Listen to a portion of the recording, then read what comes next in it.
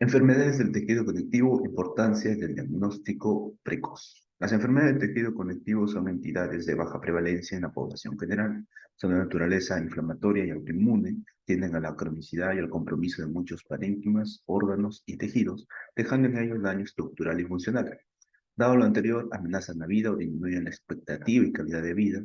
El diagnóstico y tratamiento precoz de estas entidades permite cambiar su curso y muchas veces lograr remisión. Es por lo tanto de suma importancia tenerlas en mente y sospecharlas como entidades de enfermedad e iniciar un tratamiento oportuno. Las enfermedades del tejido conectivo, también llamadas enfermedades del mesénquima o mesenquimopatía, son entidades de baja prevalencia en la población general. Son de naturaleza inflamatoria y autoinmune, tienden a la cronicidad y al compromiso de muchos parénquimas, órganos y tejidos, dejando en ello daño estructural y funcional de variada cuantía. Dado lo anterior, amenazan la vida o disminuyen la expectativa y calidad de vida. El diagnóstico y tratamiento precoz de estas entidades permite cambiar su curso y muchas veces lograr remisión. Es por lo tanto de suma importancia tenerlas en mente y sospecharlas como entidades de enfermedad e iniciar un tratamiento oportuno.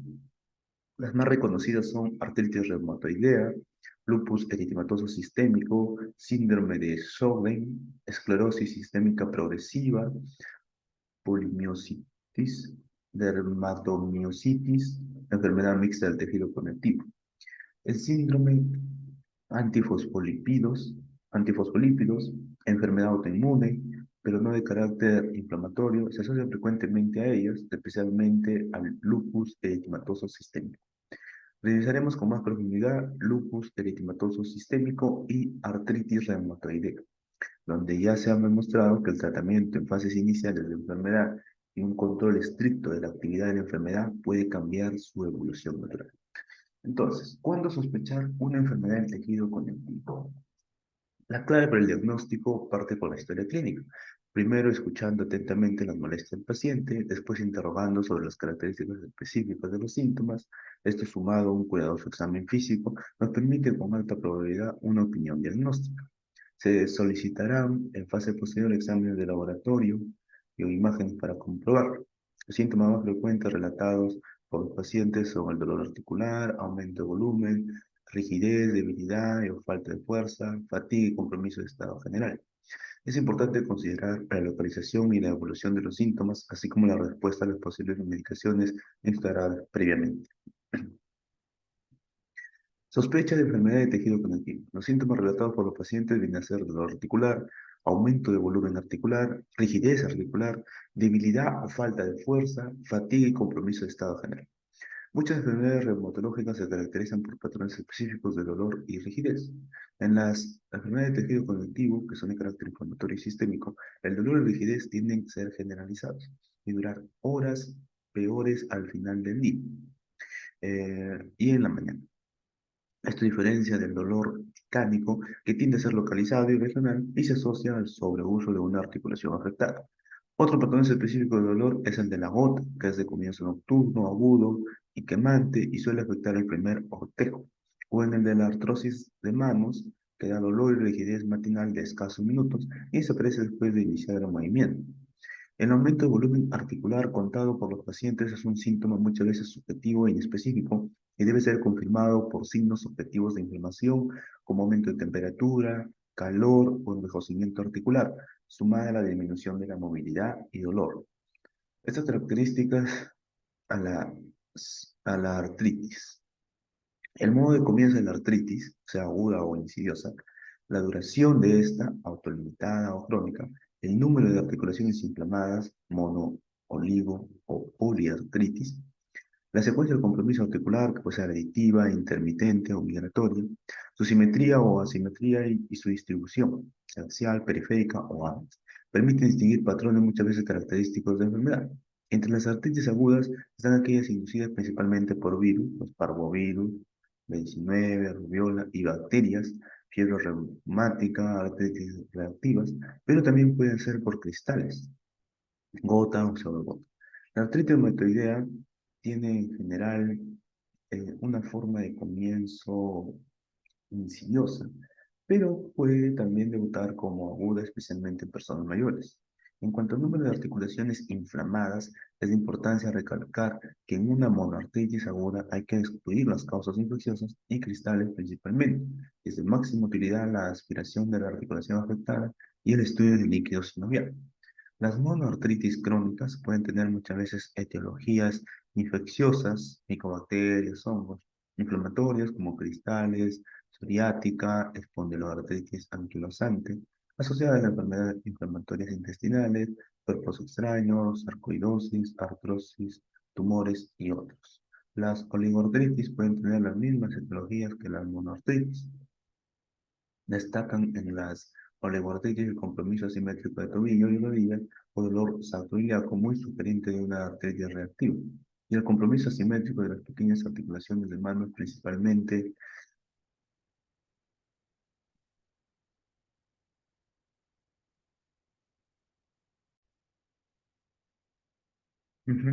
Sugerente de artropatía psoriática.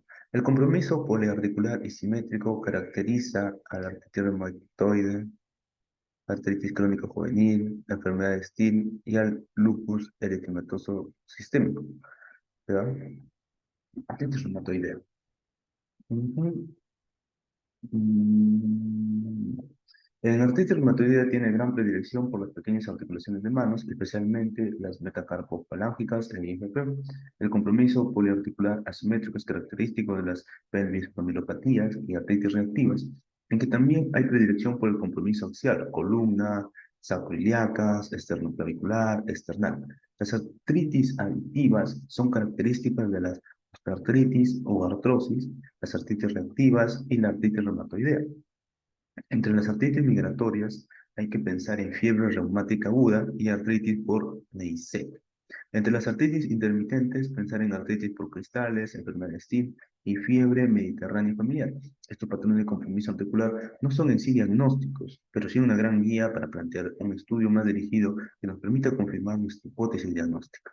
La debilidad o falta de fuerza es un síntoma común que puede tener muchos significados y debe ser analizado. Puede reflejar los efectos constitucionales de una enfermedad inflamatoria crónica o deberse a compromiso muscular, empatía de diverso origen y polimiositis o neurológico, neuropatías diversas. La debilidad muscular puede ser proximal, distal o localizada, de comienzo agudo o insidioso, y estar reflejando distintas patologías. La debilidad muscular por enfermedad inflamatoria muscular generalmente es progresiva en semanas o meses, al igual que la miastenia gravis. Las distrofias musculares, pero también puede presentarse en forma aguda, donde hay que diferenciar de Guillain-Barré. En la polimiositis es simétrica y proximal, progresiva e invalidante y se debe al compromiso muscular inflamatorio. Los pacientes pueden relatar debilidad o falta de fuerza secundaria a muchas otras causas, como el compromiso inflamatorio de una articulación, que les resta movilidad e incapacita para labores habituales. La fatiga es una manifestación importante en la mayoría de las ETC, principalmente artritis reumatoidea y lupus eritematoso sistémico, donde es un buen indicador de la actividad de la enfermedad. Sin embargo, la fatiga se encuentra en otras condiciones de base no inflamatoria como la fibromialgia. Los pacientes con enfermedades autoinmunes e inflamatorias se pueden presentar con variados otros síntomas que muchas veces no son relatados en forma espontánea y hay que preguntar en forma dirigida. Sospecha de enfermedad de tejido conectivo. Los síntomas que deben ser investigados en forma dirigida: artralgia, rigidez articular mayor de 30 minutos, artritis, número de articulaciones comprometidas, el compromiso axial o periférico, autolimitada o crónico, aditiva, intermitente o migratoria, simétrica o asimétrica, falta de fuerzas, aproximando distal, sequedad de mucosas, xeroftalmia, xerostomía, parotidomegalia recurrente, alopecia, fotosensibilidad, úlceras aftomucosas, Raynaud, trombosis, muerte fetal in útero, pérdida recurrente de embarazo, síndrome de Levy o baja de peso. La sequedad de las mucosas ocular y bucal se ve en el síndrome de Sjögren, puede ser percibida como irritación ocular frecuente y a veces ojo rojo y la necesidad de tomar mucha agua. La paratidomegalia recurrente también puede ser causada por el síndrome de Sjögren. La alopecia difusa y la fotosensibilidad, especialmente en área malar y escote, caracteriza al lupus eritematoso sistémico. Las úlceras bucales pueden encontrarse en el lupus eritematoso sistémico, en espondiloartritis espondiloartropatías seronegativas y en el BEDSEC. El fenómeno reanimado es característico en la esclerodermia, pero puede encontrarse en otras enfermedades del tejido cognitivo. Los fenómenos trombóticos y la pérdida recurrente en el embarazo son característicos en el síndrome antifosfolípidos. Puede darse solo o acompañar a lupus eritematoso sistémico. Siempre es importante preguntar por compromiso del estado general, como fiebre y baja de peso, que puede tener muchas etiologías, entre ellas las inflamatorias. En suma, los síntomas relatados por los pacientes en que hay que sospechar enfermedad de tejido conectivo son variados y subjetivos. Deben ser precisados por el médico, quien además debe hacer un interrogatorio y examen físico más dirigido para objetivarlos. Solo un alto índice de sospecha eh, permitirá en este punto hacer un diagnóstico precoz.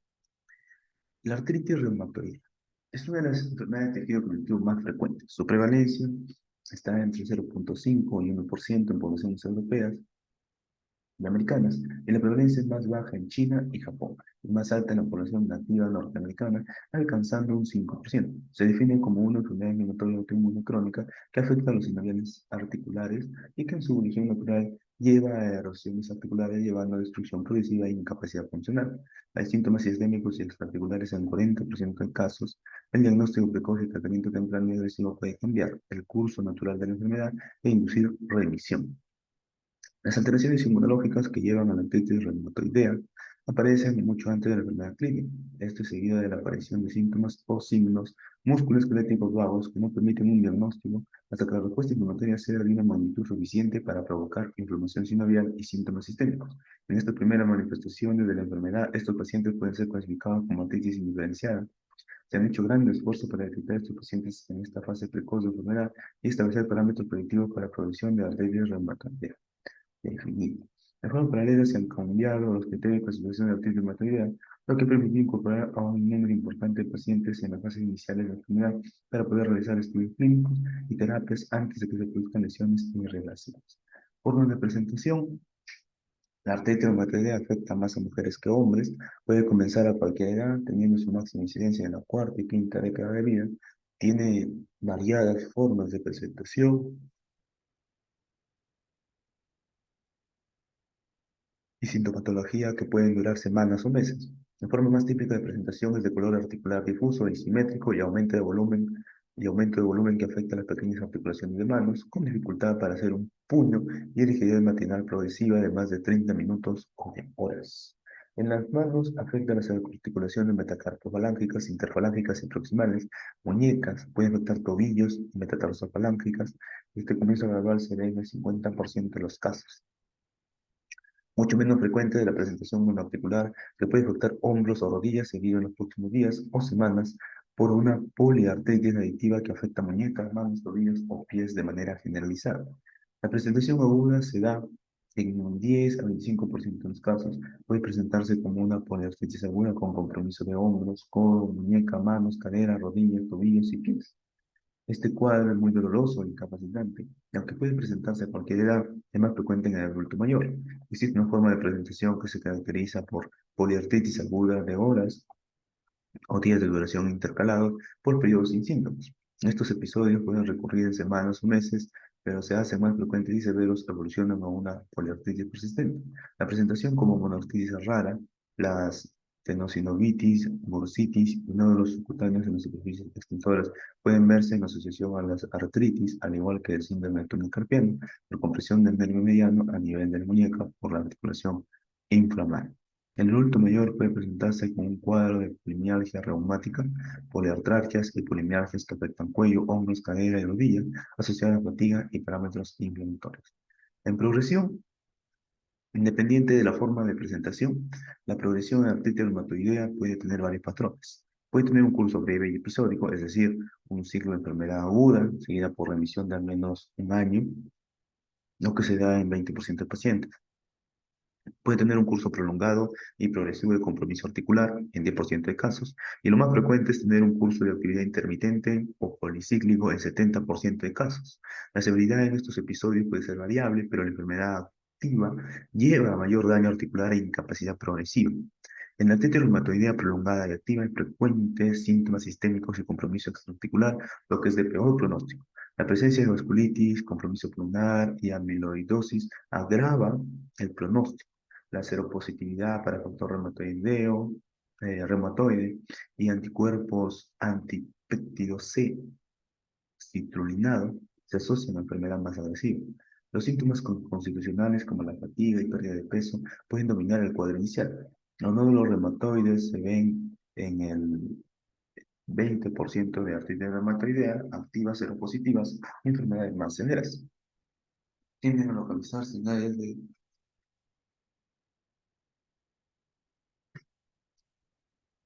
áreas de presión, como codos, articulaciones de manos y tendones activianos, tienden a regresar a medida que la enfermedad se inactiva, pero pueden aumentar con el uso de ciertos medicamentos como el metotrexato. La anemia y trombocitosis son frecuentes en la enfermedad activa. La anemia es normocítica, normocrómica, característica de la inflamación crónica. Ambas se normalizan en la enfermedad inactiva. La trombocitopenia rara se ve en el síndrome de Felty, que se define como artritis reumatoidea en asociación con leucopenia y esplenomegalia. Se puede observar en artritis reumatoidea seropositiva de larga data y agresiva. Puede haber elevación de enzimas hepáticas en enfermedad activa, como también este puede replicar efecto tóxico de tratamientos antiinflamatorios o inmunosupresores usadas en la enfermedad. El compromiso pulmonar en la artritis reumatoidea es frecuente. En estudios de autopsia, la pleura está comprometida en 50% de casos. Puede pasar clínicamente inadvertido y ser asintomático. El derrame pleural es un transurado. Su persistencia puede llevar a fibrosis, puede encontrarse nódulos pulmonares que tienen que ser periféricos. Es importante hacer diagnóstico diferencial con neoplasia, tuberculosis e infecciones por hongos. Lo más frecuente, 28%, es el compromiso intersticial pulmonar difuso, que puede llevar a fibrosis. Es más frecuente en hombres y mujeres y enfermedades de larga evolución y seropositivo. El BUC, neumonía organizada por bronquiolitis obliterante, tiene un mejor pronóstico y responde a corticoides. El compromiso cardíaco con artritis reumatoidea es el resultado de varios mecanismos de acción como vasculitis, formación de nódulos, celositis, compromiso valvular, compromiso de vasos coronarios por ateromatosis. El compromiso ocular más frecuente en la artritis reumatoidea es la queratoconjuntivitis, SICA, 50%. El más grave y temido, la escleritis, que puede progresar a la escleromalacia. En el compromiso neurológico en la artritis reumatoidea son frecuentes las neuropatías por tratamiento que no se asocian con severidad ni evolución de la enfermedad, sino con la inflamación sinovial articular que ejerce compresión sobre el nervio. Los más frecuentes neuropatías comprensivas del nervio mediano, cubital, tibial, posterior y radial. La neuropatía cervical, la más temida, se debe a compresión neural secundaria, subluxación, atlantoxoidea. Se puede manifestar por Babinski en hiperreflexia, causa gravedad. La secundaria subluxación atlantoxoidea se debe ser buscada en forma dirigida con radiografías dinámicas de columna cervical. El compromiso muscular en la artritis reumatoidea puede ser secundario a atrofia muscular por desuso, problemas nutricionales, efecto tóxico de tratamiento o neurológico. El compromiso renal no es frecuente en la artritis reumatoidea, pero puede ocurrir. Se describe nefropatía membranosa, glomerulonefritis, vasculitis y amiloidosis secundaria en artritis reumatoidea activa de larga data. La vasculitis de pequeños vasos es un fenómeno frecuente en la artritis reumatoidea y que puede explicar muchas de las manifestaciones en la artritis reumatoidea. Puede comprometer la piel, manifestándose como infarto cutáneo, frecuentemente digitales, y úlceras en extremidades. También son frecuentes las neuropatías sensitivo-motoras secundarias a vasculitis. La vasculitis en la artritis reumatoidea se asocia a enfermedad activa, un título elevado de factor reumatoide, consumo de complemento, crioglobulinas y complejos inmunes circulantes, así como anemia y trombocitosis. En la fisiopatología de artritis reumatoidea, el concepto actual presume que gatillos ambientales presentados en forma de péptidos interactúan con genes principalmente del complejo mayor de histocompatibilidad, estimulando inicialmente la respuesta inmune innata y después la respuesta inmune adaptativa. Es de gran importancia en la generación de anticuerpos, como anticuerpos antipéptidos citrulinados cíclicos y factores reumatoides, que pueden preceder por año la aparición clínica de enfermedad. En la respuesta inmune adaptativa se produce la inflamación sinovial por la llegada de componentes del sistema inmune y células inflamatorias, creando una inflamación persistente y finalmente erosiona el hueso. A los factores genéticos se les atribuye un riesgo del 50% para desarrollar artritis reumatoidea.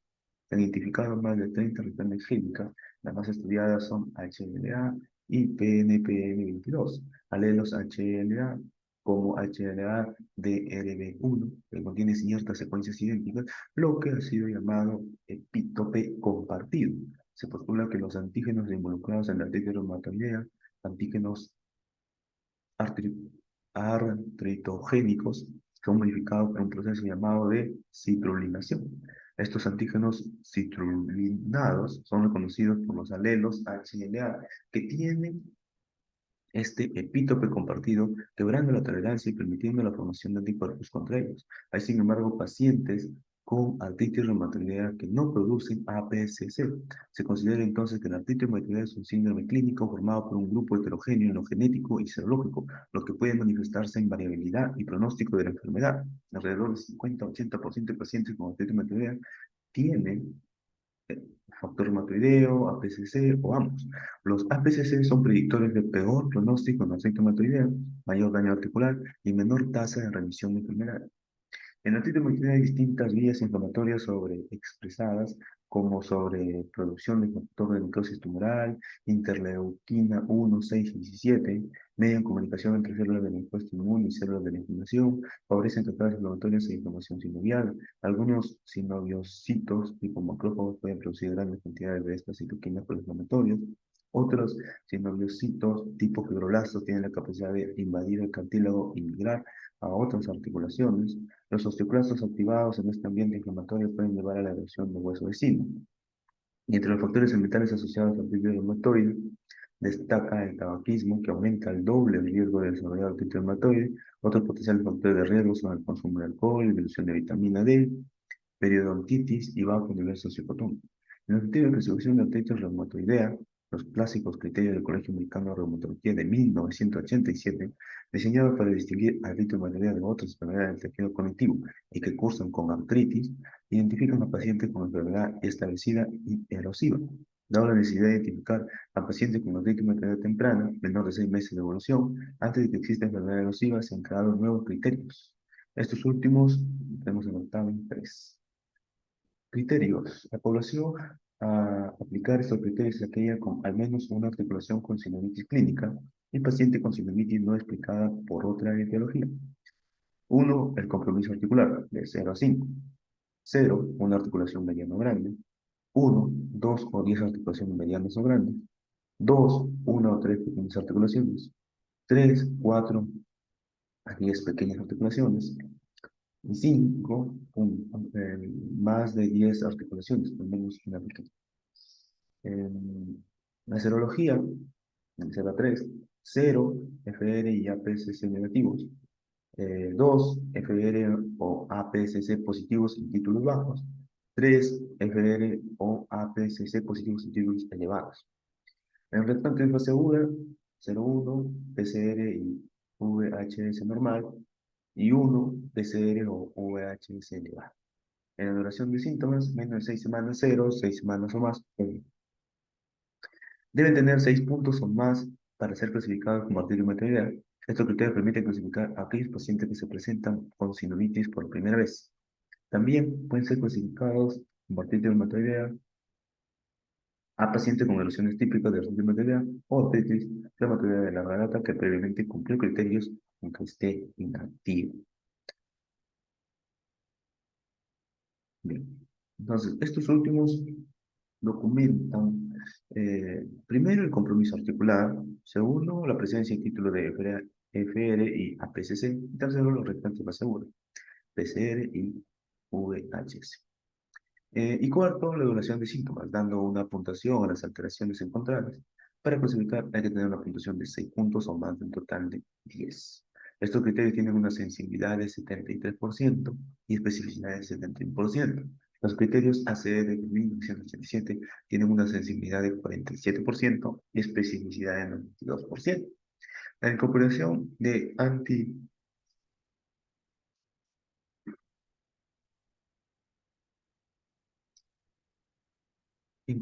anti-PCC aumenta la sensibilidad de los nuevos criterios, principalmente en sujetos con menor de 6 meses de evolución de enfermedad. Los criterios de clasificación no son criterios diagnósticos de enfermedad, son ideados para agrupar un grupo homogéneo de pacientes para poder comparar estudios y observar medidas de intervención terapéutica. En la artritis indiferenciada y factores predictivos de progresión, artritis reumatoidea, diagnosticar artritis reumatoidea en sus primeros estadios es algo difícil. Muchos pacientes se presentan con una artritis indiferenciada y duración menor de 12 semanas. Estos pacientes tienen sinovitis detectada en el examen físico, sin encontrarse causas como infección, enfermedad por cristales, econoartropatías o artritis reumatoide. La artritis indiferenciada es un diagnóstico de exclusión. La frecuencia de la artritis indiferenciada va a depender de la duración de los síntomas. A mayor duración es mayor la probabilidad de realizar un diagnóstico definitivo. En este grupo de artritis indiferenciada, muchos remiten o se vuelven asintomáticos, pero la presencia de APCC da una posibilidad de 70% de desarrollar artritis reumatoidea después de una mayor evolución. Se han identificado factores de riesgo independientes para progresar a artritis reumatoidea. La edad, la incidencia de artritis reumatoidea es edad dependiente en pacientes entre 18 y 34 años, la incidencia de 7 de 100.000 asciende a 34 a 107 de 100.000 entre los 75 y 84 años, por lo que a mayor edad, mayor riesgo de desarrollar artritis reumatoidea. El sexo femenino, que se presenta con artritis indiferenciada, tiene el doble de posibilidades de desarrollar artritis reumatoidea. Tres, el número de articulaciones comprometidas y proteínas C reactiva, PCR. El mayor número de articulaciones comprometidas con artritis y PCR elevada reflejan inflamación y se asocian con progresión de la sinovitis y por el pronóstico. Los pacientes que se presentan con poliartritis, más de 4 articulaciones comprometidas, tienen 1 a 5 veces más chance de desarrollar artritis reumatoidea. Los que tienen más de 10 articulaciones inflamadas tienen 3 veces más riesgo. En los autoanticuerpos, el FR y APCC pueden estar presentes años antes de los primeros síntomas clínicos de sinovitis. Son considerados factores de riesgo para desarrollar una sinovitis persistente y erosiva. 5. Los factores ambientales. Pacientes con artritis indiferenciada y que fuman tienen más riesgo de desarrollar artritis reumatoidea y enfermedad más destructiva. Esto se ha observado en pacientes con alelos, HLA, DRB1 y epítope compartido. También hacen con mayor frecuencia APPCC. Y en los factores genéticos, los factores claramente definidos son HLA, DRB1 y epítopes compartidos. Y los nuevos biomarcadores en artritis reumatoidea establecidos los niveles de PRO, MMP3, RAM y osteoproteína se asocian con la destrucción articular. Su significado es menos claro en la artritis indiferenciada. La ventana de oportunidad para el tratamiento precoz se define como el periodo temprano en el curso de la enfermedad cuando el proceso de la enfermedad puede ser alterado o revertido. Se han intentado diferentes terapias en artritis indiferenciadas, corticoides, metotrexato, biológicos, con resultados alentadores como menor progresión a artritis reumatoidea, menor progresión radiográfica, menor necesidad de uso de drogas modificadoras de enfermedad, pero como la artritis indiferenciada puede tener un curso variable y remisión espontánea en 40-50%, la decisión de tratar o no debe ser personalizada y recaer en el especialista, dado el efecto tóxico de drogas potenciales a usar. El tratamiento de la artritis reumatoidea establecida debe ser lo más precoz posible y enérgico, siendo la meta la remisión de enfermedad. Se emplean los llamados fármacos modificadores de enfermedad, FARMAS, o de MARS en inglés, solos o en combinaciones unos con otros, con corticoides en la etapa inicial. Si estos no logran controlar la enfermedad, se agrega tratamiento biológico. El metotrexato es el primer fármaco usado en la artritis reumatoidea y debe ser indicado en el diagnóstico de artritis reumatoidea en dosis progresiva. Si estuviera contraindicado, se puede usar leflunomida o sulfasalazina.